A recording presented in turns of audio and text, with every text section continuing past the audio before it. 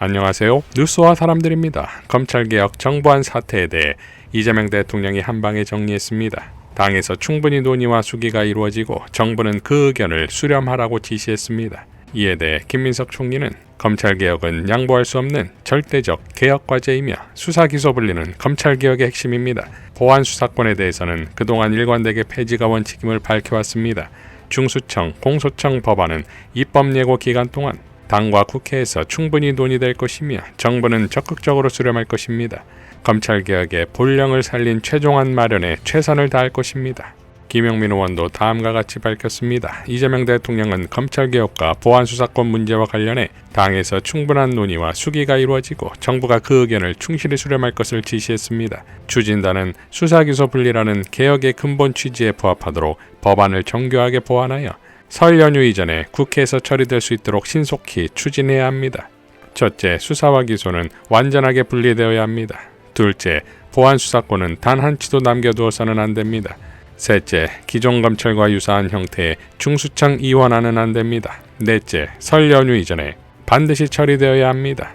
국민이 요구해온 검찰개혁을 흔들림 없이 관철해 나가겠습니다.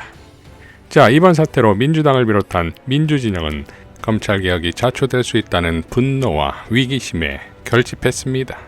김영민 의원과 박은정 의원은 대토론회를 열었고 정청래 대표는 14일 정책의총을 예고했습니다.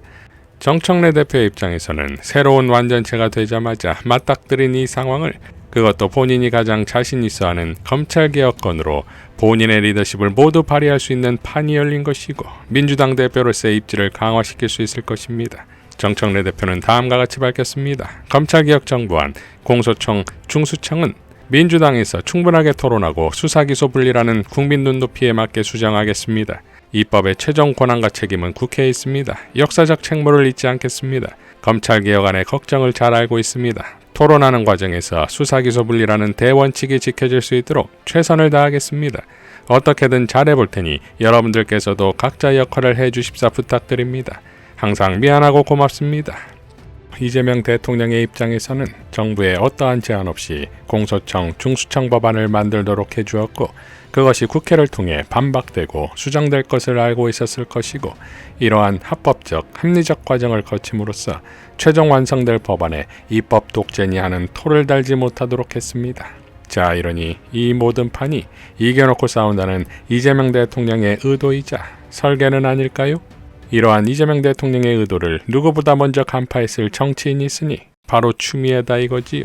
김영민 의원과 박은정 의원이 주최한 바람직한 검찰개혁 긴급토론회에서 추미애 법사위원장은 이렇게 발언합니다.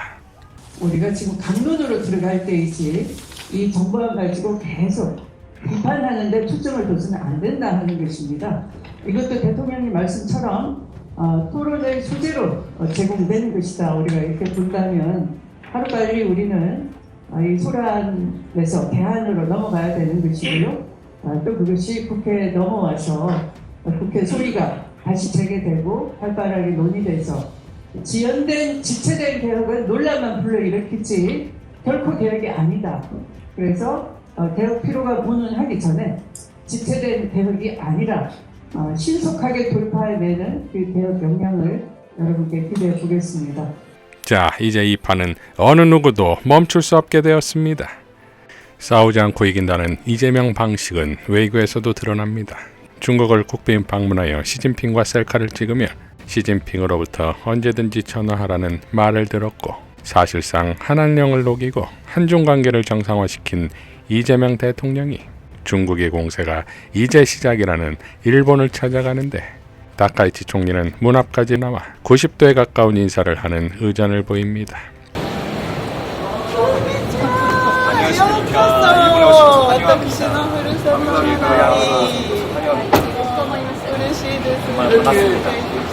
벽을 깨가지고 환영을 해주시면 제가 온줄 바를 모르겠습니다.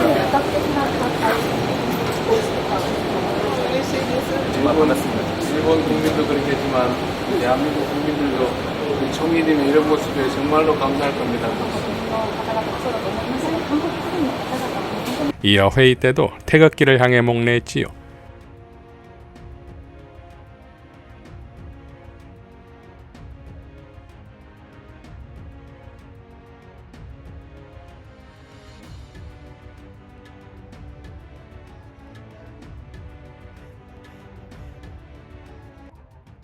이재명 대통령이 다카이치가 앉을 때까지 서 있는 모습도 정말 멋지지 않습니까?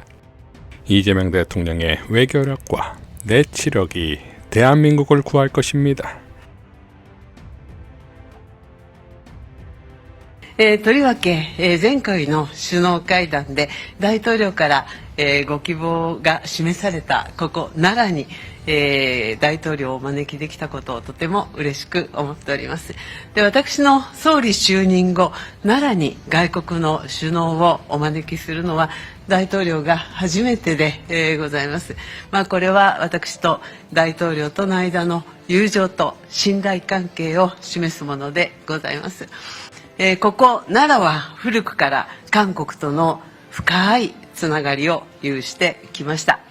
両国の交流の歴史で人と人との、つながりの大切さに思いを馳せながら、明日は大統領を法隆寺にご案内したいと思っております。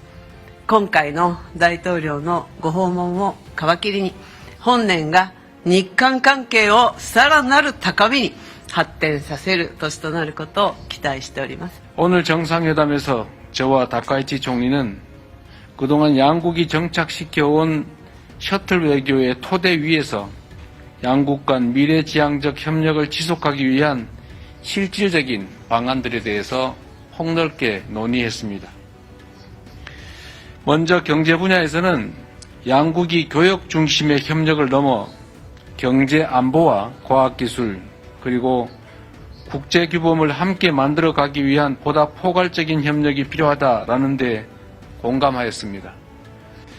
지난 1942년 일본 우베시 조세이 탄광에서 183명의 한국인과 일본인이 수몰 사망한 사고가 있었고 80여 년이 지난 작년 8월에서야 유해가 처음으로 발굴된 바가 있습니다.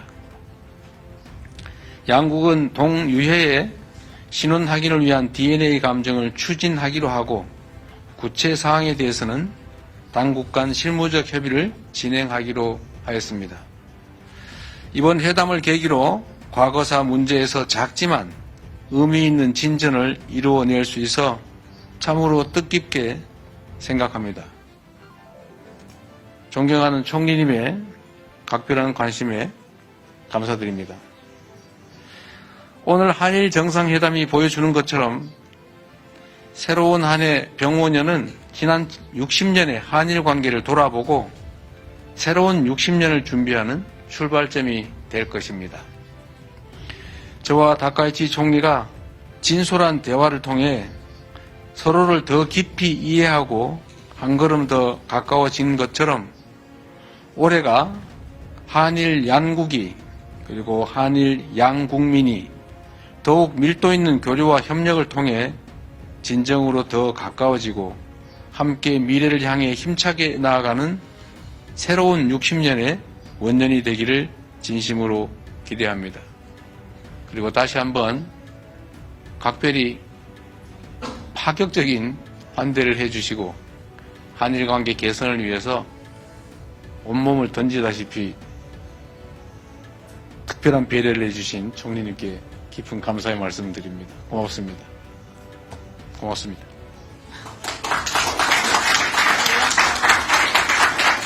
이상 뉴스와 사람들이었습니다. 시청해 주셔서 감사드립니다.